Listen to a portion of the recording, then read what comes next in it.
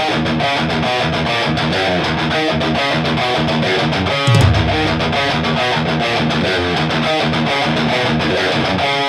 ready and waiting for you now. If it's a fight that you dare see, we've acquired our strength through pain. No more are we pathetic anyway. You are the reason why we claim that we've all become this way. And I regret this prison that I've created for myself.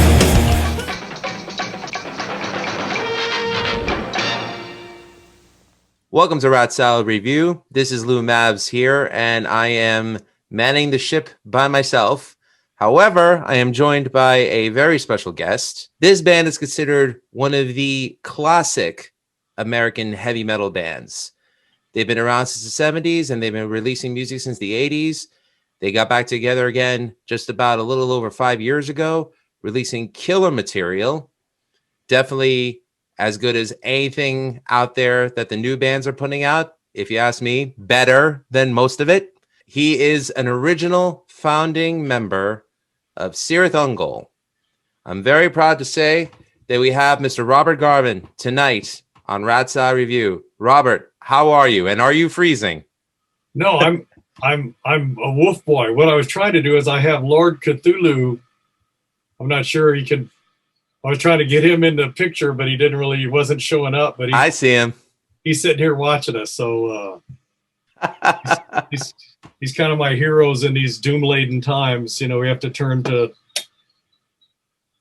I hear you. Unspeakable influences like him. But anyway, I'm glad to be here with you. And yeah, I'm real excited. We have this new EP coming out May 28th, Half Past Human. And so anything you want to ask, I want to answer for you. Thank you very much. As you said, Half Past Human out on May 28th on Metal Blade Records. Currently, they actually have one of the songs available for it streaming on Apple Music. Brutish Man-Child. I actually listened to it a bunch today, and I thought it was very catchy. A good groove to it. I love the shout-out choruses in the middle. Very happy with it. So, all right, we'll begin the line of questioning. Why an EP as opposed to an LP this time? Well, you know, after the band got back together, there was some question whether we would ever even release new material. And we found this group of people, producers, putting out this full-length animated movie called Planet of Doom.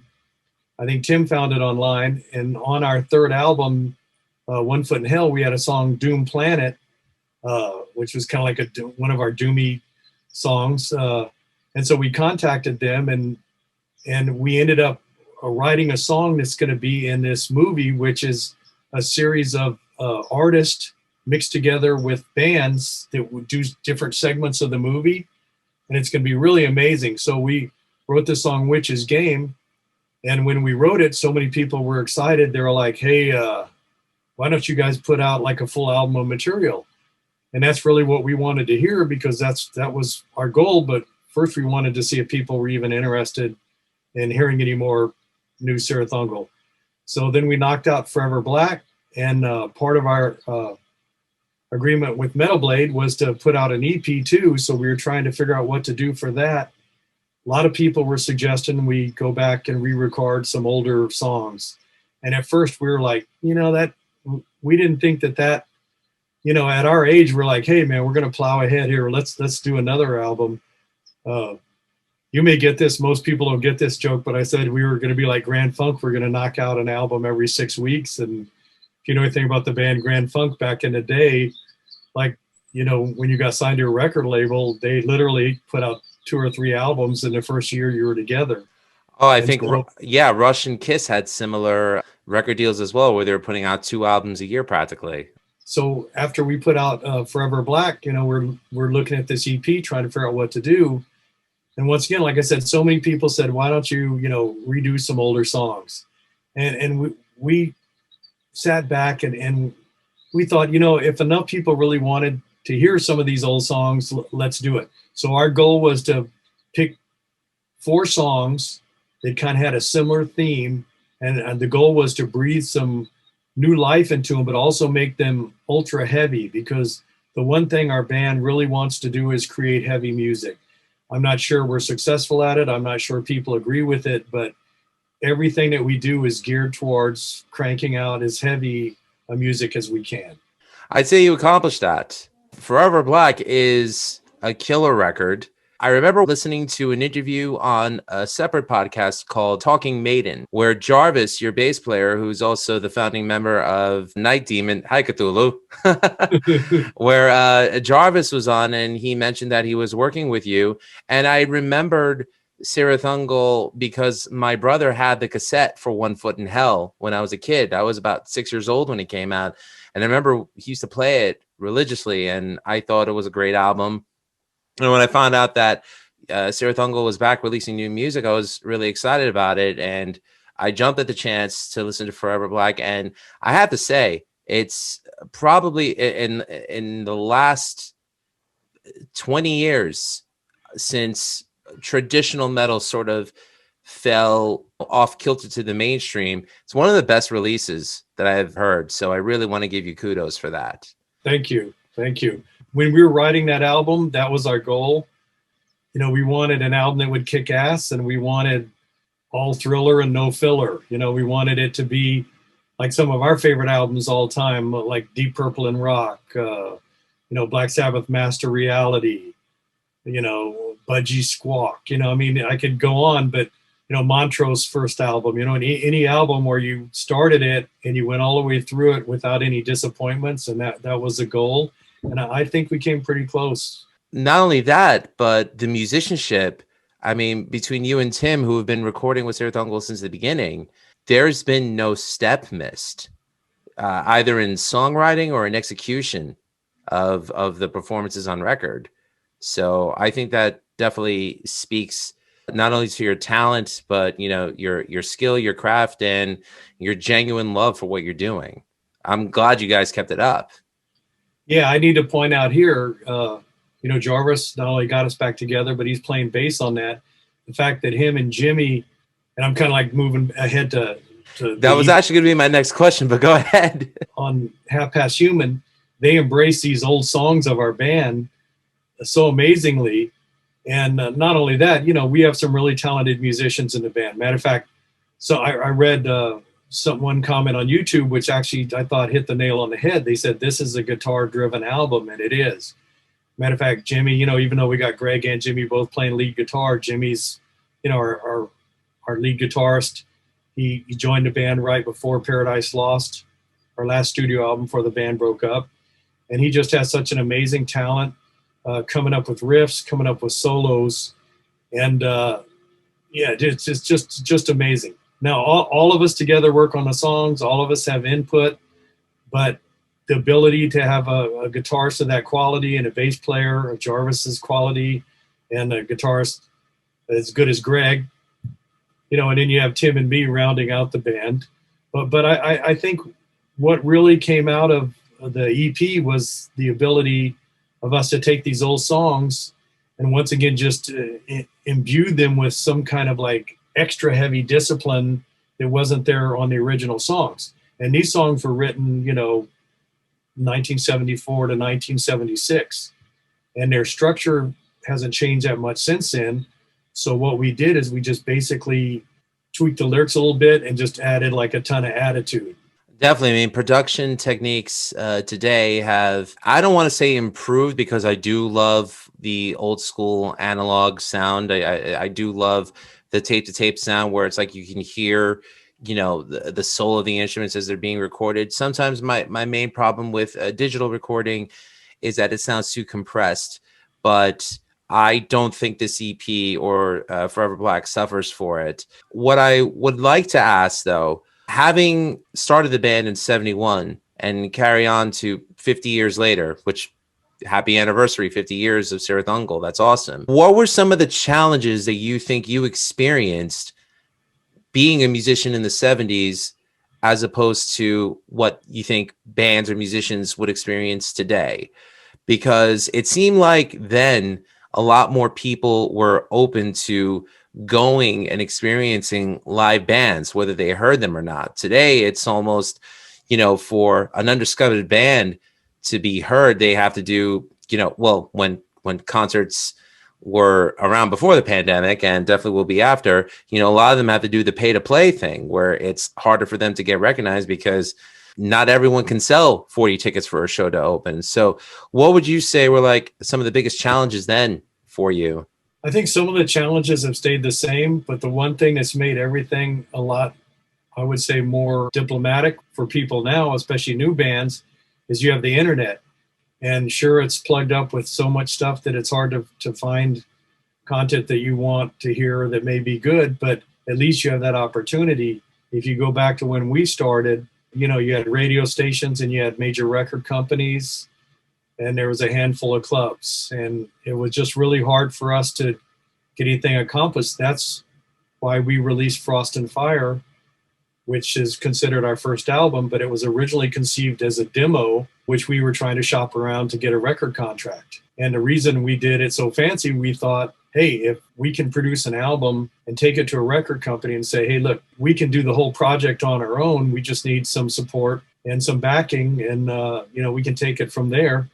But unfortunately, that really didn't do much to help the band out either. But it did start us down a path where we got the album exported to Europe and South America and Japan. So people actually started hearing about the band. The irony was we put our most commercial music on that first album, Frost and Fire, thinking that, you know, we needed to get airplay or we needed to get some sort of foot in the door at the record company as far as songs that could be sold as radio songs. And so we held back all our heavy stuff. And there was one large radio station in Los Angeles here which played the album when it came out. And I talked to the DJ the next day and he said, you know, your music's kind of too heavy for us to play. And when I look back at this, it's almost like a joke because they were playing bands like Deep Purple and Black Sabbath, you know, and Iron Butterfly at 11:30 every night so the DJs could switch shifts. And so the fact that they thought our most commercial material was too heavy for radio airplay, we decided when King of the Dead came out just to pull out all the stops and actually show what we wanted to do with our first album, which was just play some really heavy music. And so that's kind of how that whole thing started. I'm not sure if I answered your question or not, but it was difficult back then for new bands and it's difficult today, but you have the platform of the internet, which allows you to be heard by many more people.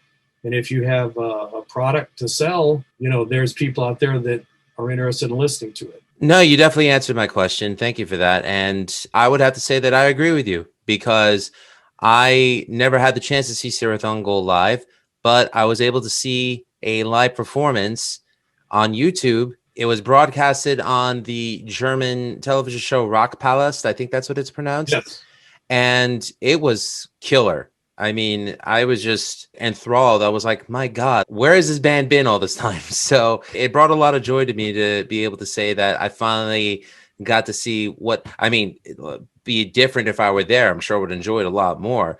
But to see you guys, you know, on stage and performing at a level that I would say rivals some of the bigger stadium bands or arena bands. I mean, I was just like, these guys should be bigger. They really should. The fact that you're still doing it is a testament to, I think, the soul of the artist. You know, it's like the artist creates and they just put music out there. As long as there's people like you out there to inspire others to do that, I mean, I could see it opening the floodgates for great art to come out. Well, let's hope that's the truth. You know, that concert, what's amazing about that, the band, you know, we're not as young as we were when we first got together, and probably we were more handsome back then. But I think a lot of those videos, you know, they have close-ups, you know, of us, and it kind of drives me crazy because every time we play a big festival, I'm hoping that they don't have diamond vision because the farther you are away from the band, the better we sound, I think. Come on. Well, you know, I'm the drummer, and they always take that shot from the side where it looks like you're sitting on a commode or something. You know, they never have the. It just drives me crazy. You know, it's kind of like that weird side shot from the side of the hi-hats. Well, better to see how you're looking when you're playing as opposed to an overhead shot where they can just see the top of your head. I mean, you know. Well, I'm just saying. I think our band, the music is there, but we're not as good looking as we were once. But you know, we're trying. I need to mention something about that show. Greg, at the time, his one of his family members was seriously ill and he couldn't leave. And so we played a series of 3 shows.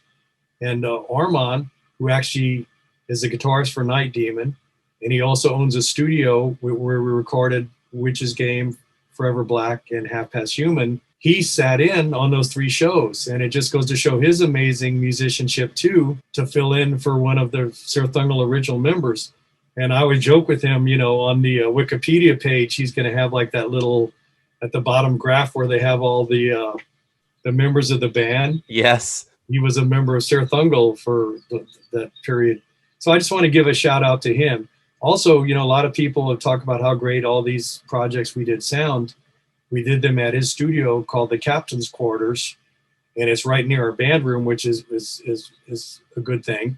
But the ability he has to capture the band and to try to kind of like use his own skill to get us to sound what we want to sound like and yet still be modern and relevant, I think has really been one of the reasons for our success. And so I want to give a little bit of credit out to him and his studio. Well, I hope he's watching. Definitely dig Night Demon a lot. I appreciate their love for the old school metal. We can talk a bit about them. As a matter of fact, we've played a lot of shows with them where we've gone on and played the shows together since Jarvis is in the band, and it's just amazing watching them play. So we're brothers in arms. They were another band that I was able to see on YouTube. They definitely had a live performance.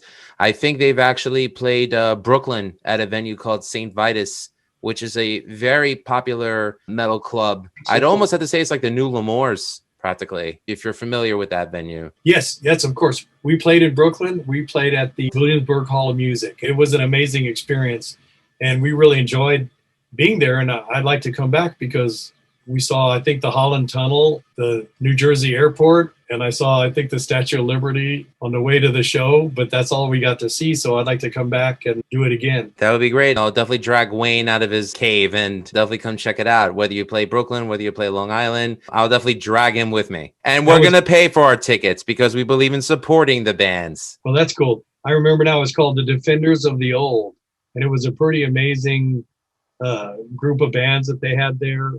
Really nice venue.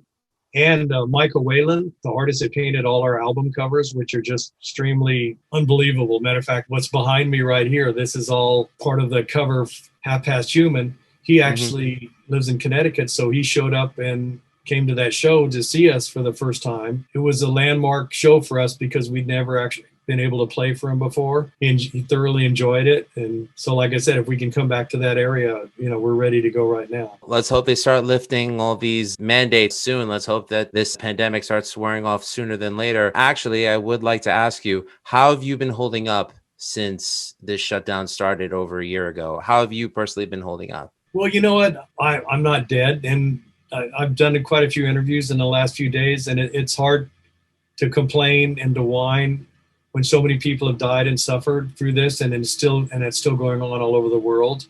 But if you separate the fact from that, how this has affected to the arts industry or the music industry, it's just devastated. And I'm sure there's other industries that has been affected the same way, but since I have like an eye into what's going on in the music industry, it's been really hard for us because we had Forever Black ready to go April 24th. It was released just a few days ago last year. And we were never more pumped up. If you saw that Rock Hard video, we were like that times 10. We were so ready to go after recording that album. And we had a whole series of shows lined up, like the biggest shows of our career. And we were ready to go out and seriously kick some ass. And a lot of people said, oh, I saw your first show and you guys were so great. Well, in the 2 years that we were working up to Forever Black, every show we picked up some steam. We got more energy, recouped some of that stage talent that we'd lost from the past. And we were really getting ready to go out and show what we had to offer. And the pandemic hit, which sidetracked everything. So what the goal is now is for us just to make it through the other side, all of us alive, so that we can regroup and continue where we left off, and hoping that, all our friends and fans around the world send out our support for them and their families, hoping that they can do the same. Very wise words. I'm just praying and hoping for live music to return soon because I definitely feel like the world needs it, you know, like we need an outlet. Since you mentioned your excitement towards the end of this so that you could get back on the stage, I personally have been on a crusade, and I mentioned this to Wayne and Greg, and on my own podcast, I'm on a crusade to keep physical media alive. It pains me personally that there's so much good material out there that has come out in the past that you can't find on streaming.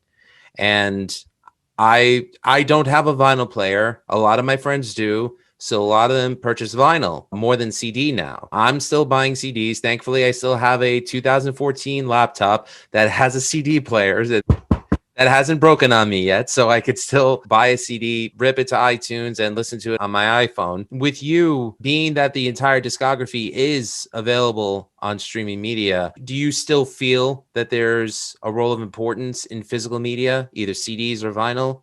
Of course. And remember, you're talking to an old man. So I have a funny story. When Paradise Lost came out, the record company said, we're not releasing it on LPs anymore. It's all CDs. And we were kind of blown away. I did a lot of the artwork layout on the albums. And so it's being an artist or graphic artist, you want as large a piece of real estate you can to use for your designs, right? And Michael Whalen's paintings were so fantastic. Having his artwork shrunk down to the size of a CD. There's nothing wrong with that, but I mean, it's not the same as a physical 12-inch album.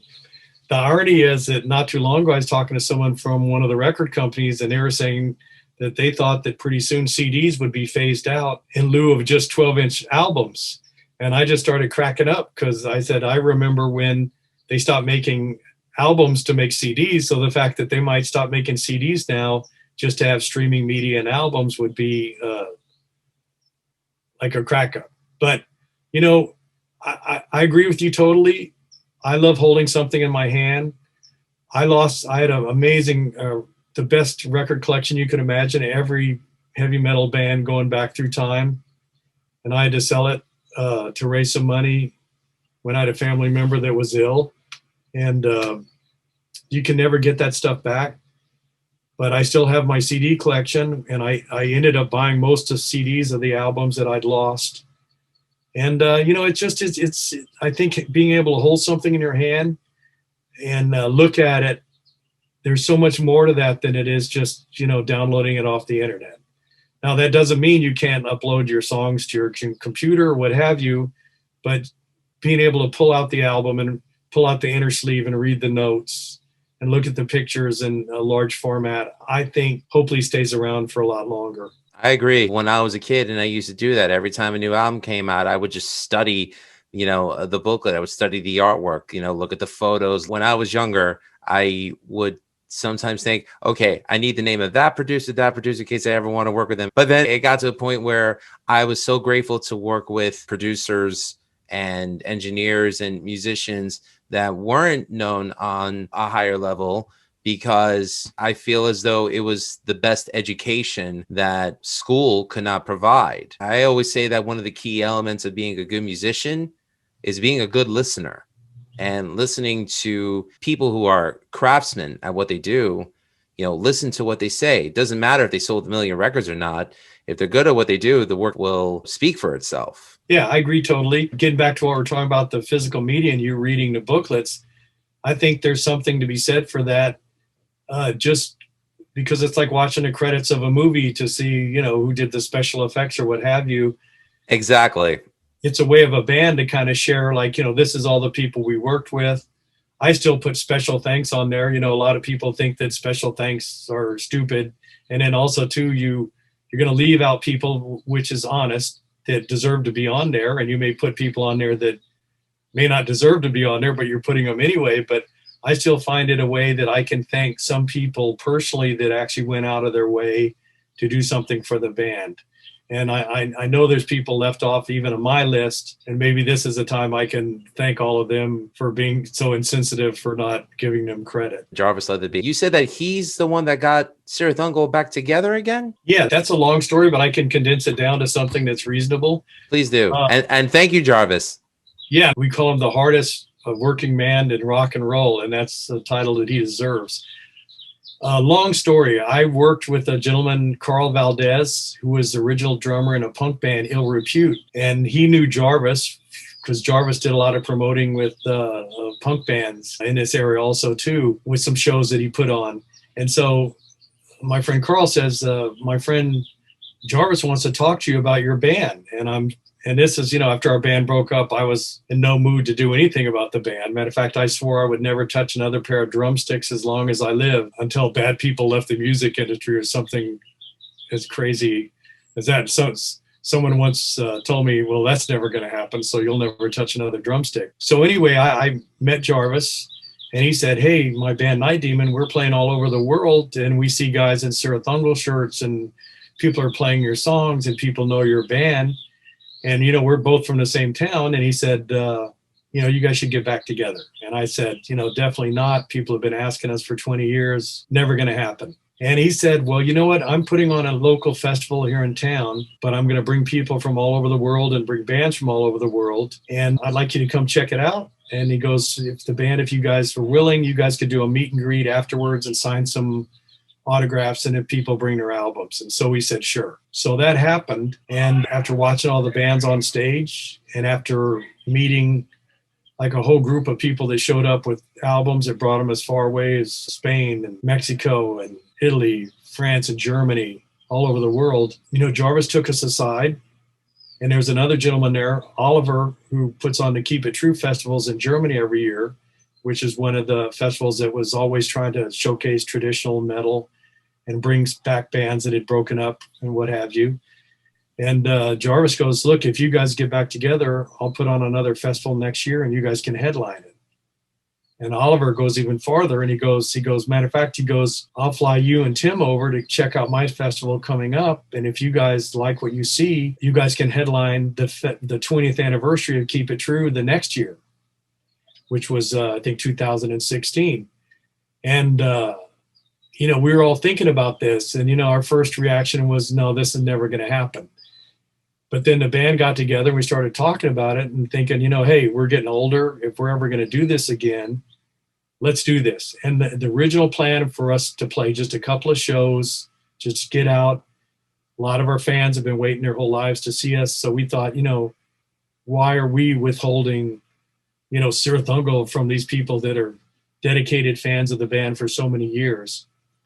And what happened was it just turned out to be kind of like a snowball rolling downhill. One show turned into another, turned into our single Witch's Game, which turned into Forever Black. So here we are. We're like this giant swollen snowball cascading down the hill. So anyway, that's the story of how Jarvis got us together. And another little side on there, we tried to get our original bass player, Flint, to play in the band. For some reason or another, logistics wouldn't work out with his work schedule or what have you. So Jarvis says, well, hey, I play bass. He goes, I'll play for you guys if you want me. And we said, sure. And it's been a match made in heaven. I have so much respect for the Keep It True Fest. I have friends that have actually performed there. I'm not sure if you're familiar with the band Overlord from New Jersey. Okay. Mark Edwards is one of my closest friends. I've done some studio work with him. And it was actually because of the Overlord release, Return of the Snow Giant, and through mutual friends that we became very close. To see his band have headlined once, I was so happy for him. And also the band Cities. I believe it was AJ Pero from Twisted Sister. That was his band after he left or either before he joined. My friend Michael Power, who I used to play in a Dio tribute band with, was a vocalist in Cities when they played there. They're keeping it up. And of course, Ross the Boss performed a killer set there where he did, I thought, the best version of Battle Hymn from Manowar that I ever heard. So big shout out to the Keep It True Fest. Come back soon. Let's hope that live music comes back soon. I have a little bit more to add about Keep It True. Please do. Oliver had asked us, because he'd heard Forever Black, and he'd asked us to come over in 2020 to play Keep It True and to headline both nights of it. And they'd never had a band do that before. Yeah, that's a first. Yeah, and we'd even thought, that's kind of extreme, and other bands were like, who do these guys think that they are, to headline both nights? So that's not something we asked for. It's something he asked us. And the plan was, I think he was so impressed with Forever Black, we were going to play the album in its entirety the first night with some of our music from Paradise Lost. And then the second night we were going to do greatest hits off our other 3 albums. And when the pandemic hit, that got canceled.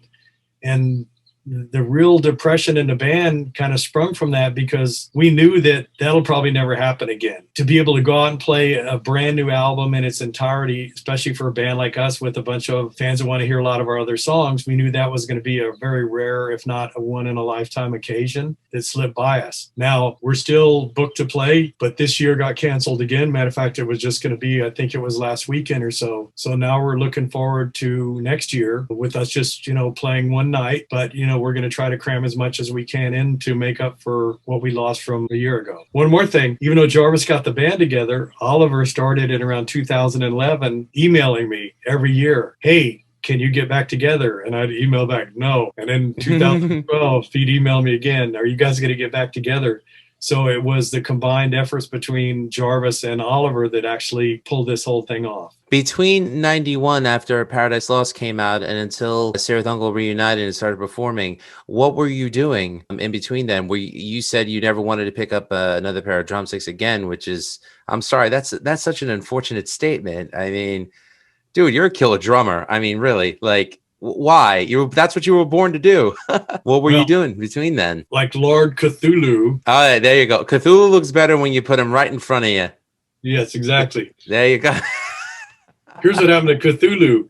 Like, when his time had passed, he slipped beneath the waves, waiting for the stars to realign and the spheres to reconnect so that he could rise from the ocean again to wreak his havoc upon the world. And so that's what we were doing. That's a short answer, but that's all I got to say on that. I'll take it. One of the things that definitely stands out to me the most about Cirith Ungol is the fact that you use Elric of the Michael Moorcock novels as the figure of your album covers. What is the significance of the work of Michael Moorcock for you as an artist? Like, what was it about Elric that stood out that you'd say, yeah, that's who we want on our album covers? Or what is it about him that makes you a fan? Well, I think this goes back to how the band was formed. Greg and I were in an advanced English class in 7th grade, and we were assigned to read The Lord of the Rings. And that pushed us into a direction of reading a lot of sword and sorcery literature. Conan the Barbarian, Cain the Barbarian. Robert E. Howard, very good. Yeah, all that stuff. As a matter of fact, all of that is just amazing. Bran MacMorn, King of the Picts, all of that stuff. When we were putting out Frost and Fire, we were looking for a cover, and this is a true story. It's kind of a weird story, but it's true. We'd been such a fan of all this sword and sorcery literature and art. We were a great lover of Frank Frazetta, who's from your area, and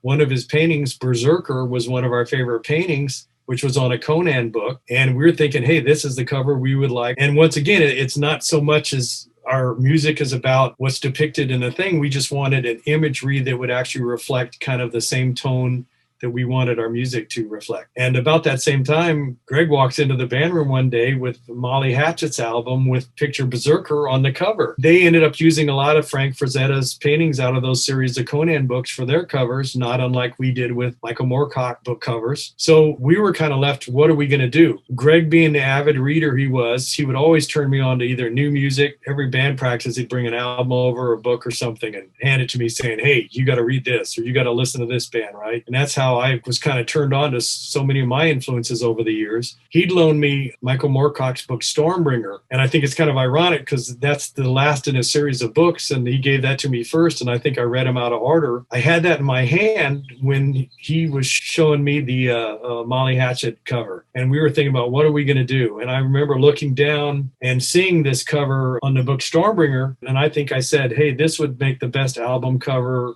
that was ever existed ever. And nothing derogatory towards Frank Frazetta, who's one of the 3 pillars of sword and sorcery art, along with Boris and Michael Whalen. But that picture is just so amazing. I've had the opportunity to see it in real life. I would sell my liver on eBay to have that thing. Don't do that.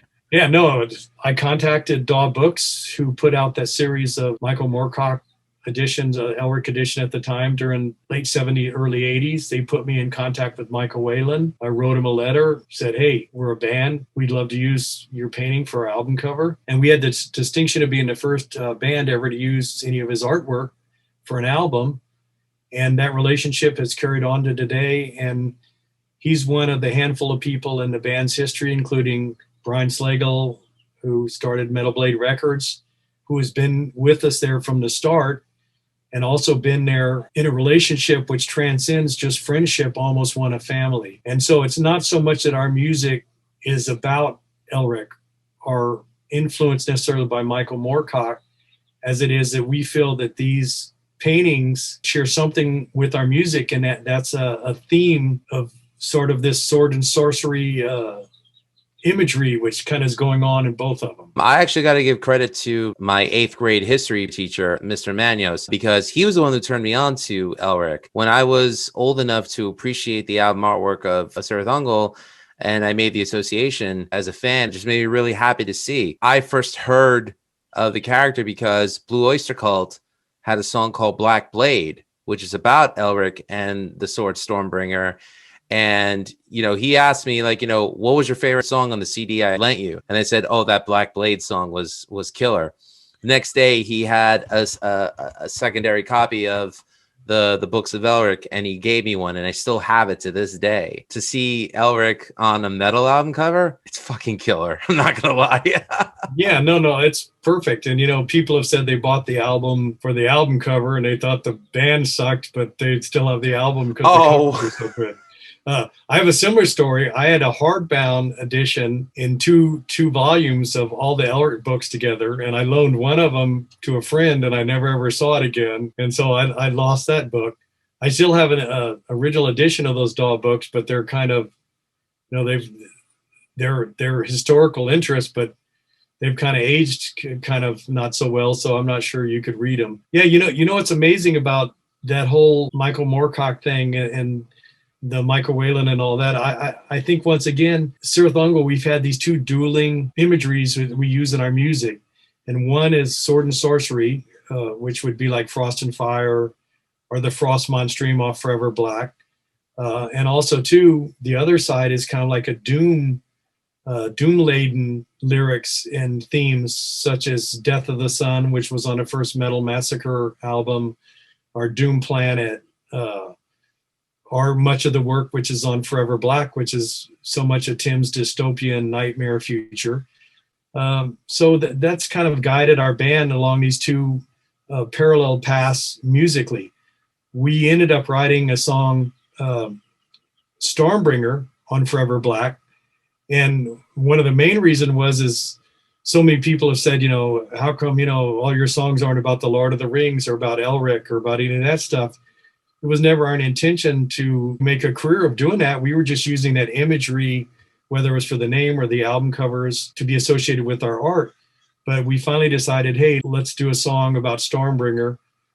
Tim wrote some pretty masterful lyrics. Jimmy did some amazing leads on there. It was the band's first, probably and only ballad we'll ever do, but I think it did some justice to both Michael Moorcock and also to Stormbringer. Definitely did. It's funny that you mentioned that about the fans that approach you and say, how come every song is about this? It's like sometimes they forget that the artist, the songwriter, has a creative license to, for lack of a better term, write whatever the hell they want.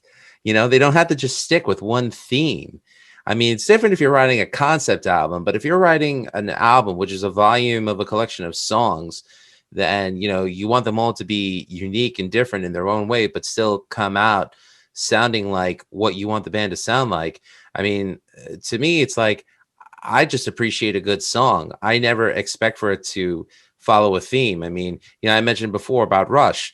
If every song was about the Fountainhead or, the works of Ayn Rand, I'd probably, go crazy. I like differentiation in music where it's like, the artists just, they could take influence from a source that's been around for a long time. For example, Steve Harris of Iron Maiden, he can write songs about different literary works or different historical figures, but it still sounds like Maiden being themselves. I would associate the same with Cirith Ungol. I mean, just because the name has a connotation with the works of Tolkien and Lord of the Rings, and the artwork, has the connotation of the works of Michael Moorcock with Elric, you should be able to do whatever the hell you want. Well, that's what we've done. I just want everyone to know, we picked that name when we were like 13, and even though we were influenced heavily by the Lord of the Rings, and people ask me whether we still are, and of course we are. Matter of fact, one of the funniest stories is, we pronounced the name wrong. And even though we read the books many times, obviously we didn't read the appendixes of the book where they explained how you're supposed to pronounce all the words right. And when we were playing at that rock hard festival at Gelsenkirchen, Germany, a German journalist asked us, she goes, "Is it true that you speak Elvish?" And we started cracking up because we were saying, well, if we spoke Elvish, we probably would have pronounced the band's name correctly. Well, if you're gonna talk Elvish, then I would recommend watch the special features of Fellowship of the Ring and listen to the wonderful voice of Christopher Lee, because then you'll know how to speak Elvish properly. What's amazing? That's another funny thing about this. When we read those books, they weren't a household name. Matter of fact, if you walked up today and hand someone 600-page books, of course, now maybe with Game of Thrones and all the other series like on Netflix and stuff, people do that just out of hand. But back then, it was like reading 3 volumes of War and Peace. And so it wasn't a struggle so much as it was, to actually pick those books up and read them seriously is a commitment. And I don't think people realize with all the movies out and everything, how at one time this was just literature that was circulated amongst a handful of people that were into that type of primitive sword and sorcery literature before it exploded on the scene with all these other authors we talked about. I'm amazed at what's come of all the movies and stuff. And someone today told me that there's a new series coming out of some of the earlier Lord of the Rings stuff being produced. And so I'll be very interested to see how that comes out. Is it based on works separate from the original books, or is it works based on the Silmarillion? Is it more like the tales of Middle-earth? I think you hit the nail on the head. I think it's the earlier Tolkien work about the back history of the elves and Sauron and stuff like that, which I think is going to be really cool because that's more in line with the stuff that Cirith Ungol does, the heavy, ominous, gloomy, dark. The good stuff. Yeah, the good stuff. Yeah, the good stuff. There you go. Looking forward to that. Yeah, me too. But I will say this. It was the animated films, the 2 Rankin Bass and the 1 Ralph Bakshi films that turned me on to the Lord of the Rings. And that's what got me to read The Hobbit straight through to The Return of the King.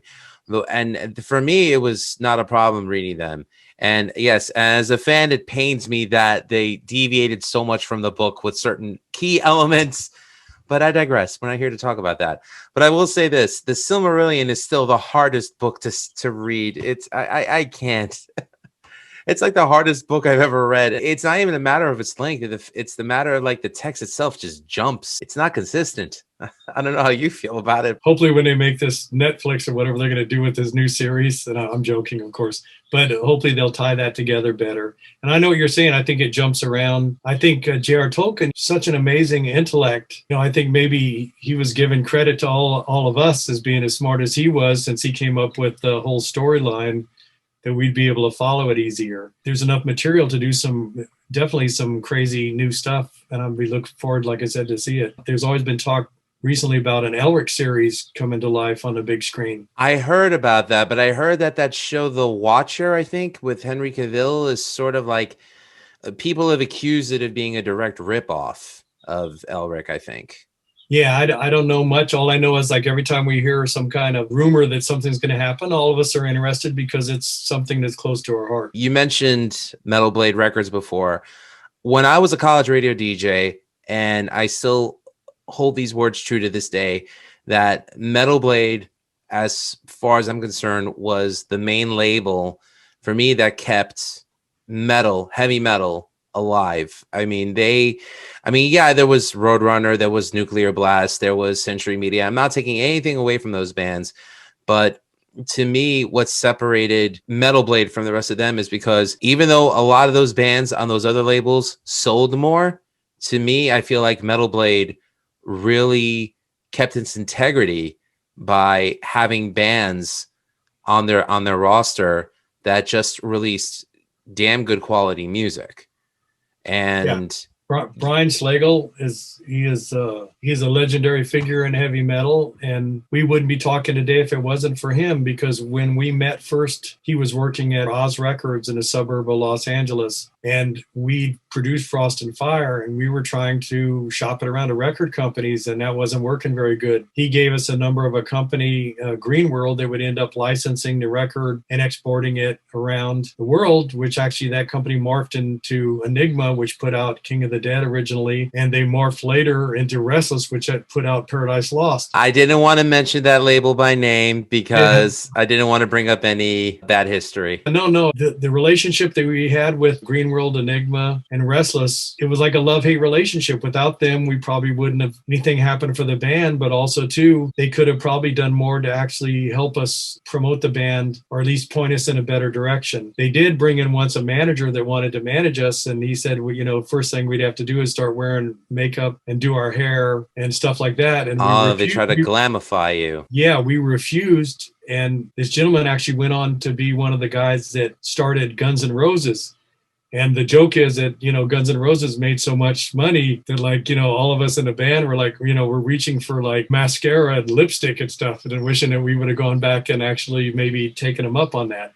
But I think in retrospect, someone asked me this today, if we could go back through time and maybe change something, maybe that would have made us more commercially acceptable, would we have done it? And I think the answer is no, because I think our goal was to create this super heavy music, the glam thing and all that. They may be compatible to other people, but to us as a band, they weren't. And we decided to stick it out, and we failed miserably. The music didn't fail, but the success, commercial success of the band drove us to our first breakup. But I think if we would have gone back and done anything differently, I think the music would have been different. And I don't think none of us would have been able to be happy with that. That's my story about them. But, you know, they did do an awful lot for the band by just getting our music spread out around the world. Roadrunner Record actually picked up King of the Dead and licensed it in Europe. And so, you know, we got more fans, and still the majority of our fan base is outside the United States. It's sad, but that's the reality. Metal fans, I would say, when it comes to the music buying public, they are the most loyal. They will stick with a band until they draw their last breath. I am not against people who do music for commerce. I have nothing against that at all. But I am about integrity. And I will say this, a lot of those bands that did go the route of commercial success, most of them are not around to this day. And you don't hear about a lot of them. You guys are still around. The songs still hold up. The proof is in the visual representation that is out there when you guys are performing, like the Rock Hard Festival in Germany, or when you're requested to play Keep It True. I think that's a testament to your band for keeping your integrity and not feeling like you had to sell yourselves short in order to be not just remembered, but successful at this juncture. It really brings me a lot of joy to see that traditional metal bands. And I don't mean that to say that it sounds old, so I apologize if it's coming off like that. But to me, when I think of traditional metal, to me, that's quality. The quality's still there. Well, you know, you're right. And there's a lot of bands out today. I don't want to mention any because I'll leave some out, but at every festival we played with bands, it just blew us away. Some in a traditional epic metal, kind of like what we play. Others, even the stoner rock or black metal, death metal. So many bands that we played with have just really inspired us just because of not only their ingenuity, but they're willing to bend the norms of metal to what they see as their true version of it. And I think that's what the beauty of it is. You and me may agree on what the original version of traditional metal is, and I see Cirith Ungol as a direct descendants of the Deep Purples and the Black Sabbaths and Mountain bands like that. Someone else may see us as coming from a different strain. Our goal was to carry on that style of music, not copy it, but just to, like, you know, bring it into the future with us. And at some point, we stand on the shoulders of all of those bands that came before us, and there's bands now, young bands coming up, which are going to stand on our shoulders and raise the torch of true metal above their head and carry it forward. And there's no doubt in my mind, because I've shared the same stage with bands, and the whole new generation is there. And once we fade off the screen and go beyond the veil, there'll be someone picking up the torch and carrying it forward. Wonderful. Do you have any plans for any future full lengths or maybe re-releases of your past material? Well, I think that's why we did this EP, to get that out of the way, to satisfy some people, because we want to forge ahead with more new material a la Forever Black. And, you know, it's probably not a complete secret, but, you know, we're already working on that right now. And the goal is to have another album out before the end of this decade. Anyway, I'm just joking. But Take your time. No, just kidding. yeah, we're going to do like Grand Funk, we'll get it done in 6 weeks. But no, that's the plan. And what I want to see is I want it to be heavier than Forever Black. Now, everyone loves Forever Black, and I think it's a really strong album, but the goal is for us to like even crank it up one more notch if we're able to. That's the plan. Very cool. And I know you mentioned that Euro festivals will probably occur again in 2022. Yeah, we're booked at a bunch of shows right now, but it's hard to mention any of them because you don't know, what's going to happen. If you look at what's happening around the world, things are in flux. Keep It True was rescheduled, and then that had to be canceled. But the plan is once everything's open again, we're going to go out and play. I'm ready right now. I'm ready to go. The band's ready to go. But, we just want to make sure that it's safe for everyone to get together again and share this joy, which we call metal. Very cool. If things open up in the States this year, hopefully some potential touring in the United States. Yeah, I think I think we're booked for some shows later on this year.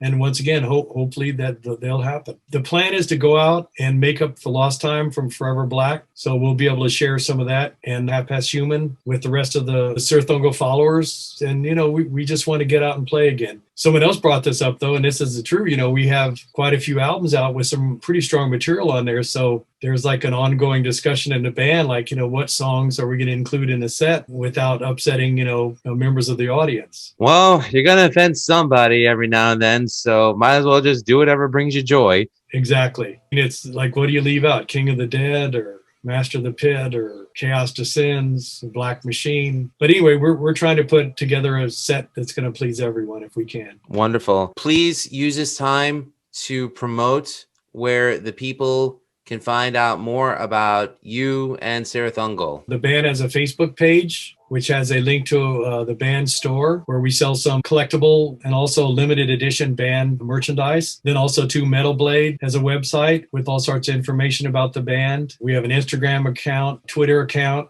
just to kind of share with people what's going on with the band at the time. I would just say, it's not hard to find us. We're on social media. We're on the internet, YouTube. People can still go to YouTube and listen to the entire Forever Black album, which is posted up there for free for people. I would encourage people to go to listen to that. Me too. Highly recommended. Yeah. If you see that we're coming to a show near you, come out and see the band, because we consider ourselves an elder statesman of heavy metal now. And we're in that fast approaching category of musicians that won't be around forever. So if you get a chance to come out and see us, come out and let's spend some time together, and we will share with you our very unique brand of heavy metal. Any people or bands you want to say a quick hello to, a quick shout out? Specifically, I'd like to thank Armand, Jarvis, and Dustin, everyone at Night Demon for supporting us, everyone at Metal Blade for supporting the band, all of our fans and the people that have listened to us over the years and continue to support us, because that's the reason we're here.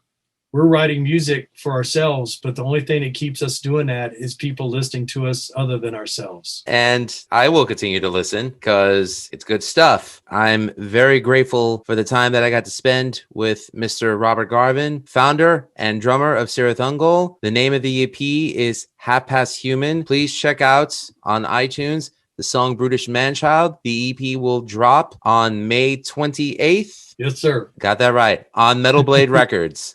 I speak for Cthulhu when I say, I think that's what he talks about. I don't know.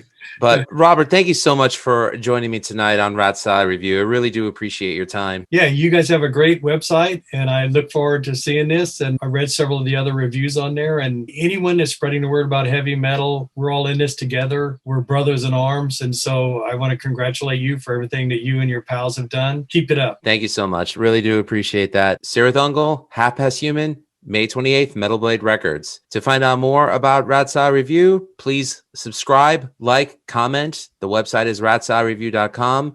Want to drop a quick shout out to all the other podcasts on the network. There's Beyond Bushido with James and Eric. There's Suck My Balls, the South Park podcast. There's my podcast, Music is Life podcast. There's also going to be Green Mango's World, which is coming out, where he talks about counterculture-ish stuff, cult classic stuff. I just helped Bob record his first episode, so that's going to be fun. Fun discussion on the works of Quentin Tarantino. There's Old Man Metal.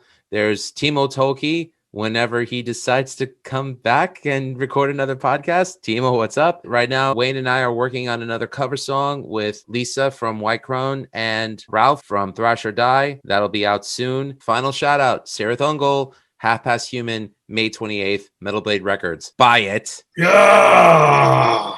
ratsawreview.com. Thanks so much, everyone, for tuning in. Good night, everybody.